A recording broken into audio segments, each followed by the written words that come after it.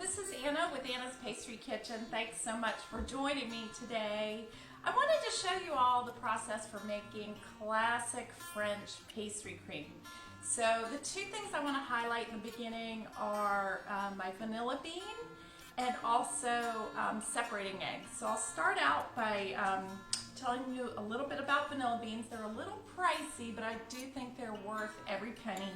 I got this at the grocery store. It had just 2 vanilla beans in it. But this recipe for pastry cream only calls for half of a vanilla bean. So I have cut this vanilla bean in half, and I've used this lovely and very favorite knife that I found out about when I went to the Greenbrier with my friend Linda. The chef there was using these. They are not expensive. It is really sharp. It's a wonderful knife. It's called a Kamachi Kai, I think, but I'll put a link in this tutorial, so in case you want to buy one, you can get one. But anyway, back to vanilla beans. We have this is half a vanilla bean, and I've actually sliced it already down the middle. I'm going to open it up a little more, but you'll see once you slice it down the middle to open it up, you expose all those lovely vanilla beans in there. So what I'm going to do is I'm going to put this half a vanilla bean split open into my 2 cups of milk, and I'm going to scald that on the stove top to get it ready for our pastry cream. So that'll be the first step. So there's your vanilla bean. The other thing I wanted to show you is a little bit about how to separate your eggs. So a lot of folks use a tool to separate eggs, but I don't have a tool. I just use my hands, and it works just fine. I've washed my hands really well. The only thing I wish right now is that I have brown eggs, but I don't. These white eggs are fine, but the brown eggs are just so nice because they're usually a little larger and they have really deep yellow yolks, which I think just makes a really pretty pastry cream. But we're making do. Today we don't have brown eggs. So to separate these eggs, you just crack it, and you want to crack it over a bowl to capture your egg whites, and then you pour the yolk into your hands and just pass it back and forth and let the rest of that white fall through your fingers. So there you go. The other thing, little trick that I learned a long time ago when I worked at the C&O restaurant was if you're cracking eggs like this and you get a little eggshell in your mixture and you need to get that out, one of the best things you can do to dig that little eggshell out is to use another piece of eggshell. It acts like a magnet, and that eggshell in your egg mixture will come flying over to that eggshell, and you can pull it out with that. So it's kind of just a great little tip. It's sort of like a magnet.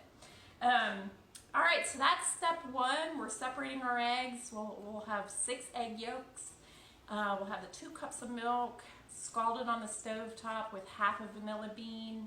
And then I'm going to mix the egg yolks up in my KitchenAid mixer with sugar and cornstarch. So stay tuned for the next part of making pastry cream. Okay, so I've been beating the egg yolks and sugar on level 6 on my KitchenAid mixer for close to about 2 minutes. So I wanted to show you what it looks like when we're ready to add the cornstarch. So I'm going to turn it off and show you. This is what they're referring to as a ribbon. So you can see that it's sort of dripping down. It's light in color.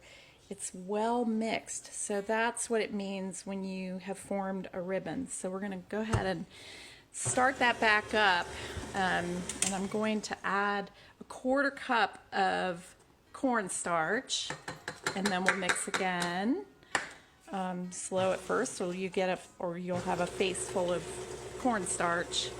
But we'll go ahead and mix that. I'll scrape the sides so it mixes together really well. And then the next step will be to add the warm milk. All right, everybody. So I have scalded my milk, and so that means I've just barely brought it to a boil, not even, and then turn the heat off. Well, you don't want to boil your milk, and you don't want it to be on the burner for too long. You'll remember I mentioned that vanilla bean. So here it is. I threw it in the milk when I was heating up the milk. Remember, I did split it open so those little seeds would be exposed and get into the milk. There's a lot of seeds in here still, and I don't want to waste them. So I'm going to take my knife here and I'm going to just gently scrape those seeds and put them in the milk, and that way you're not wasting those luscious little vanilla bean seeds. They're so good. You don't want to let them go to waste. The more the merrier, right? So I'm going to go ahead and scrape that really well to get all those little seeds out of there. By the way, my KitchenAid mixer is at least 35 years old. So my father bought this years ago at a yard sale in Arlington, Virginia, and I've had it for that long, and it is still going strong. So it's a classic. I love it. So we have our egg yolks, our sugar, and our cornstarch in here. I have my scalded milk, and I'm going to slowly pour it into this egg yolk mixture. Not all at once. You want to you don't want to shock those eggs. You want to do it slowly, and just pour it in, let it mix together. And after this mixes together, then we're going to put it back in the pan on the stove top, and we're going to heat it up, and you'll see just how nicely it thickens up and becomes a beautiful pastry cream. So here we go. I've got all my milk and vanilla bean seeds in there. I'm not really trying to whip air into this. I'm just trying to make this egg yolk, sugar, and the hot milk combined. So I'm going to go ahead and turn it off. I'll pour it back into my pan, and then we'll heat it up again on the stove top, and I'll stir it continuously. So I'm going to take this and we'll pour it back in our pan.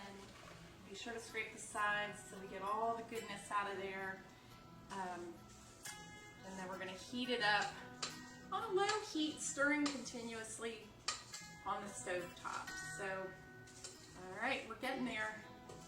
This is really not hard. You just have to pay attention to taking care with each step. So, all right, ready for the stove top.